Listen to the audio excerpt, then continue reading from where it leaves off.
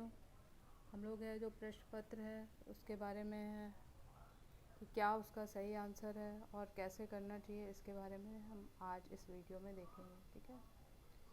तो पहला पूछा गया था भक्तिन का असली नाम क्या है, तो लक्ष्मी है। ठीक है। उसका विवाह किस उम्र में हुआ था, तो 5 वर्ष की उम्र में उसका विवाह हुआ था। ठीक है। बहुत से बच्चों ने क्या 9 वर्ष लिखा है। 9 वर्ष की उम्र में उसका गौना हो गया था, परंतु 5 वर्ष की उम्र में उसका विवाह हुआ था। और है बाजार दर्शन के लेखक क्या हैं, जयनेन्द्र कुमार है। फिर है कविता की उड़ान की तुलना किससे की गई है, चिड़िया से की गई है। ठीक है। क्योंकि जैसे चिड़िया उड़ती है उसी तरह से कविता भी कल्पना की उड़ान भरती है। फिर कहा गया है कविता की किसके समान है, तो कविता क्या बच्चों के खेल के समान है। ठीक है। जैसे बच्चों के खेल की कोई सीमा नहीं होती, उसी तरह से कविता की भी कोई सीमा नहीं होती। फिर पूछा गया था कि बच्चे किसका इंतज़ार कर रहे हैं, तो नीड़ों से झांक रहे होंगे। बच्चे प्रत्याशा में नीड़ों से झांक रहे होंगे, अर्थात अपने माता पिता चिड़िया का। ठीक है। फिर पूछा गया था बाजार दर्शन में लेखक ने किसका उदाहरण दिया, चूरन वाले भगत जी का उदाहरण दिया। ठीक है।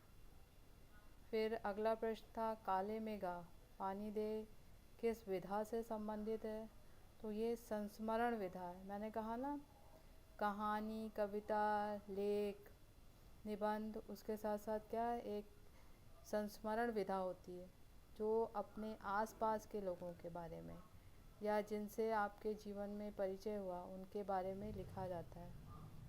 फिर अगला प्रश्न था कि इंद्र सेना स्वयं को किसकी सेना कहती है, तो किसकी सेना कहती है, इंद्र भगवान की। वर्षा के देवता इंद्र भगवान की सेना स्वयं को कहती है, क्योंकि उसका मानना है कि वो इंद्र भगवान की सेना है और उनके ऊपर पानी डाला जाएगा तो वर्षा होगी। फिर पूछा गया था कि हम किसको संबोधित किया गया है, तो हम क्या है, हम में मैंने बताया था निर्माता, निर्देशक, संचालक, पत्रकार, यानी पूरी मीडिया, ताकतवर मीडिया, उसे क्या कहते हैं, हम। ठीक है। फिर पूछा था लुट्टन कौन है, तो लुट्टन कौन था, पहलवान था ना। ठीक है। पहलवान की ढोलक का मुख्य पात्र क्या है, लुट्टन ही है। ठीक है। फिर खरोश, जबकि मैंने रिवीजन में भी बार बार इस पर जोर दिया था, खरोश का अर्थ होता है थन से निकला हुआ ताज़ा दूध, थन से निकला हुआ ताज़ा दूध। फिर अगला प्रश्न था कि इसके प्रमुख पात्र कौन है, सिल्वर वैली कहानी के जिसके प्रमुख पात्र क्या हैं, यशोधर पंत, उनका वाईडी पंत है। फिर वो किसे अपना आदर्श मानते हैं, किशन दा को, अर्थात कृष्णानंद पांडे को। ठीक है। फिर अगला प्रश्न था कि उनका तकिया कलाम क्या है, सम हाउ इम्प्रॉपर। तो बस आपको क्या है बच्चों, ऐसे ही इतना ही एक एक शब्द का उत्तर देना है, पूरी पूरी 2-2 3-3 लाइन है लिखने की आवश्यकता नहीं है। तो आपको समझ में आ गया है कि ऐसे ही आपको उत्तर लिखना है। फिर अगला प्रश्न था कि लुट्टन 9 वर्ष में विवाह हो जाना उसका सौभाग्य था, तो सौभाग्य था क्योंकि उसकी माता पिता की मृत्यु 9 वर्ष की उम्र में हो गई थी। तो अगर उसका विवाह ना होता तो वो भी मृत्यु को प्राप्त होता। इतना ही बस आंसर है। फिर अगला था कि उसने पहलवान बनने की धुन क्यों सवार हुई, तो लोग उसकी सास को तरह तरह से परेशान करते थे, अतः उनसे बदला लेने के लिए पहलवान बनने की इच्छा उसके मन में उत्पन्न हुई। फिर अगला प्रश्न था इंद्र सेना पर पानी फेंके जाने पर लेखक के क्या विचार हैं, तो इंद्र सेना पर पानी फेंका जाना अंधविश्वास है, लेखक का मानना है। क्योंकि उसका कहना है कि जब पानी की इतनी कमी है तो उसे संचित करके इकट्ठा करके रखना चाहिए। ठीक है। यदि इंद्र सेना इंद्र भगवान की सेना होती तो स्वयं के लिए पानी मांग लेती। इसलिए ये अंधविश्वास के कारण है और इसी अंधविश्वास के कारण हम अंग्रेज़ों से पिछड़ गए। फिर पूछा गया बाजार का जादू क्या है। ठीक है।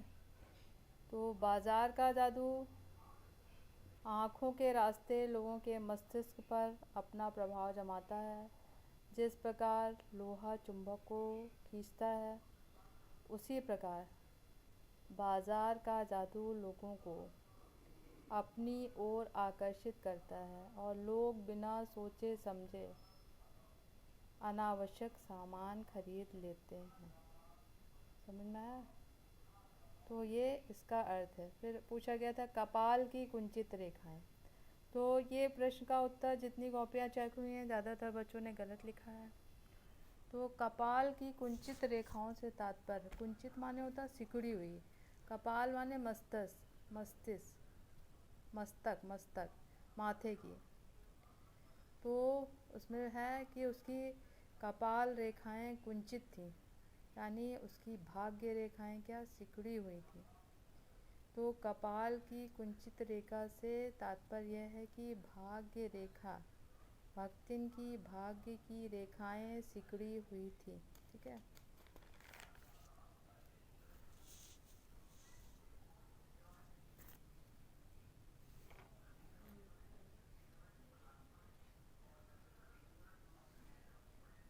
वह लगातार परिश्रम करने पर भी वो क्या है, अपने भाग्य को नहीं बदल पाई थी।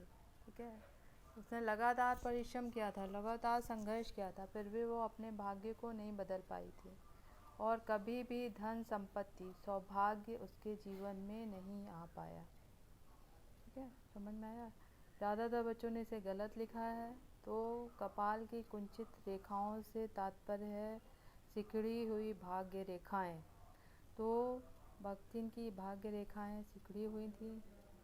लगातार परिश्रम करने पर, लगातार संघर्ष करने पर भी वो अपने भाग्य की रेखाओं को नहीं बदल पाई थी और कभी भी धन संपत्ति उसके जीवन में नहीं आ पाया। फिर अगला प्रश्न है कि पग की शिथिलता का क्या कारण है। तो कवि का कहना है कि यदि व्यक्ति का कोई इंतज़ार करने वाला नहीं है, कोई उसकी सफलता पर खुश होने वाला नहीं है, तो उसका हृदय दुख और निराशा से भर जाता है और पैर अपने आप धीमे हो जाते हैं और वो मंजिल तक नहीं पहुंच पाता, मंजिल आगे निकल आती है। ठीक है। फिर पूछा गया था कविता का मुरझाना, फूल क्यों नहीं समझ सकते। ठीक है। तो फूल खैर कुछ समय बाद मुरझा जाते हैं, उनकी सुगंध भी समाप्त हो जाती है, परंतु कविता फूलों की भांति खिलती है और अपना संदेश पूरे विश्व में फैलाती है और अनंत काल तक उसकी सुगंध फैलती है। इसलिए फूल कविता का महकना, कविता का खिलना नहीं समझ सकते, क्योंकि वह कुछ समय बाद मुरझा जाते हैं। ठीक है। समझ में आया? फिर पूछा गया था कि यशोधर पंत को कौन कौन सी चीज़ें ये सम हाउ प्रॉपर लगती हैं। तो बहुत सी चीज़ें हैं, परंतु आपको है 5-6 तो लिखनी ही है ना। ठीक है। तो यशोधर पंत को सभी आधुनिक चीज़ें सम हाउ प्रॉपर लगती हैं। शुरुआत से आपको बताना है, जैसे नए छोकरे चड्ढा की वेशभूषा, व्यवहार, स्कूटर की सवारी, गैस, फ्रिज आदि आधुनिक सामान, बेटी पत्नी की वेशभूषा, पहनावा, भूषण की नौकरी, सिल्वर वेडिंग पार्टी, बच्चों का अपने से पराया व्यवहार आदि। फिर अगला प्रश्न है, यशोधर बाबू, ये खंड गा है, ठीक है बच्चों। तो खंड गा आपको है विस्तार से करना है और बड़ा करना है। तो उधर आप है जो खंड का में जो लिखते हैं उसमें केवल एक शब्द लिखना है, बाकी यहाँ पर लिखना है। तो आपको ऐसे बताना है यशोधर बाबू की चारित्रिक विशेषताएं। तो आपको लगता है उनकी चरित्र की क्या विशेषता है, तो आप ऐसे आरंभ करेंगे, यशोधर बाबू सिल्वर वेडिंग कहानी के प्रमुख पात्र हैं। उनकी चारित्रिक विशेषताएं निम्नलिखित हैं, ठीक है। तो ये मैंने कुछ विशेषताएं लिखी हैं, इसके अलावा भी हो सकती हैं तो आप लिख सकते हैं, परंतु जैसे मैंने लिखा ईमानदार, कर्तव्यनिष्ठ, सिद्धांतों पर दृढ़, तो 3 विशेषताएं मैंने एक साथ लिख दी हैं। तो यशोधर पंत ऑफिस में ईमानदारी और कर्तव्य निष्ठा से काम करते थे। वह 5 बजे के बाद भी अपने काम में लगे रहते थे, ठीक है। फिर कर्तव्यनिष्ठ, किशनदा के सिद्धांतों को मानने के कारण वो सिद्धांतों पर दृढ़ रहते थे, इसलिए बार बार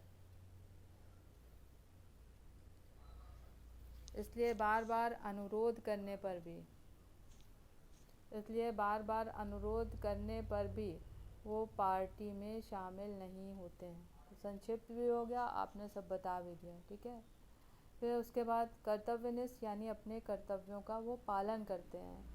अपने पिता होने आप लिख सकते हैं, इसमें मैंने नहीं लिखा, बड़ा हो जाता। अपने पिता होने के कर्तव्यों का उन्होंने पालन किया और बच्चों को उच्च शिक्षा दिलाई, ठीक है। फिर अगला प्रश्न है,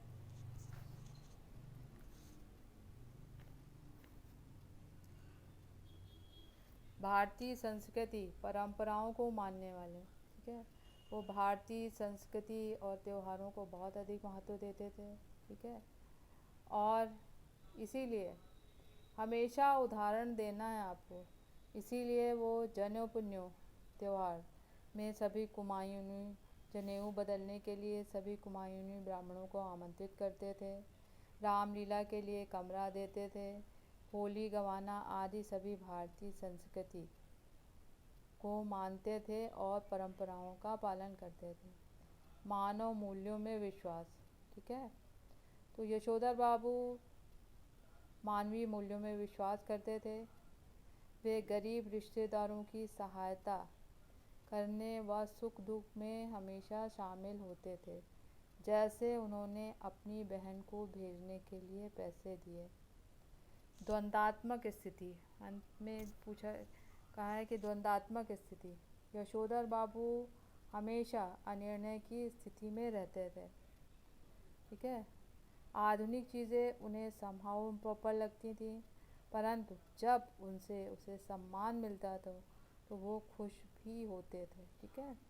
तो इस तरह से क्या है कि ये उनकी विशेषताएं हैं। और रूढ़िवादी भी आप लिख सकते हो। परंपरावादी मैंने लिखा कि अपनी परंपराओं से ही वो चिपके रहते थे, स्वयं को बदलने का प्रयास नहीं करते थे। तो इतनी विशेषता मैंने बता दी हैं, तो ऐसे ही आपको करना है, ठीक है। फिर अगला है, ज़्यादातर लोगों ने इसमें है भक्ति सेवक धर्म से स्पर्धा करने वाली क्यों कहा गया है। तो ज़्यादातर बच्चों का क्या कहना है कि बस इतना ही लिख दिया, जैसे कि है हनुमान जी है उसके अनन्य सेवक थे श्री राम के उसी तरह से भक्तिन भी क्या है अपनी मालकिन की अनन्य सेविका थी। तो उदाहरण भी आपको लिखना है। ये 3 नंबर के प्रश्न हैं, बड़े हैं, तो इनको है विस्तार से आपको बताना है, ठीक है। तो भक्तिन सेवक धर्म से हनुमान जी से स्पर्धा करने वाली थी। जिस प्रकार हनुमान जी के जीवन का एकमात्र लक्ष्य श्री राम की सेवा करना था, ठीक है, और है उसी प्रकार उसके जीवन का एकमात्र लक्ष्य अपनी मालकिन की सेवा करना था, ठीक है। और वो हमेशा निस्वार्थ भाव से अपनी मालकिन की सेवा में लगी रहती थी। उदाहरण के लिए वह जेल जाने से डरती थी, परंतु अपनी मालकिन के लिए जेल जाने के लिए भी तैयार रहती थी, ठीक है। पैसों से बहुत प्रेम करती थी। उसकी कंजूसी प्रसिद्ध थी, परंतु महादेवी के लिए वह पैसे भी देने को तैयार हो गई।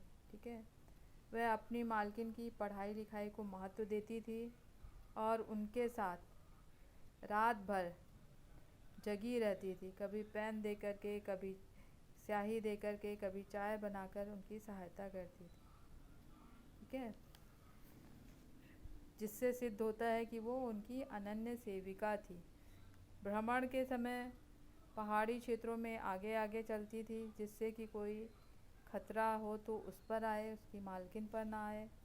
समतल क्षेत्रों में वह पीछे चलती थी, जिससे कि उसके पैरों की धूल अपनी मालकिन पर ना पड़े। ठीक है, तो ये सब क्या है, आपको ऐसे बताना है इतना बड़ा। ठीक है, तो ये आपका क्या है, प्रश्न नंबर है, इसका उत्तर है। ठीक है, फिर अगला प्रश्न है कि लुट्टन के जीवन में क्या क्या परिवर्तन आए। ठीक है, तो आपको लिखना है, लुट्टन के जीवन में अनेक मोड़ आए। सर्वप्रथम 9 वर्ष की उम्र में माता पिता की मृत्यु हो गई। विधवा सास ने पाला पोसा। लोग विधवा सास को परेशान करते थे, इसलिए कसरत कर वह लोगों से बदला लेने के लिए पहलवान बना। ठीक है, श्याम नगर मेले में ढोल की आवाज़ से प्रेरणा लेकर के उसने अपना गुरु मान करके शेर के बच्चे की उपाधि प्राप्त